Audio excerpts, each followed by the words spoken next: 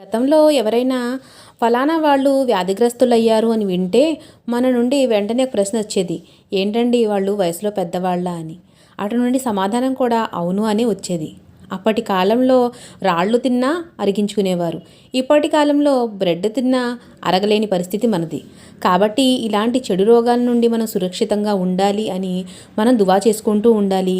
గత 3 ఏళ్లుగా ప్రతి ఒక్కరూ కూడా కరోనా బారిన పడి ఎన్నో కుటుంబాలు చాలా ఇబ్బందులు పాలయ్యాయి.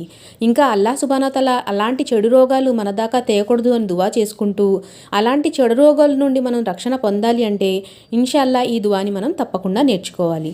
ఈ దువా వచ్చేసి అల్లాహుమ్మా ఇన్ని అఊజు బికా మినల్ బస్రి వల్ జుజామి వల్ జునూని వ మినల్ సయ్యిల్ అస్ఖామి. దీని యొక్క అర్థం ఏమిటంటే, అల్లా తాలా బొల్లి, కుష్టి, మతి చెల్లించడం ఇంకా ఇతరిత్ర అనేక రోగాల నుండి నీ శరణు వేడుకుంటున్నాను అని కూడా దువా చేయడం.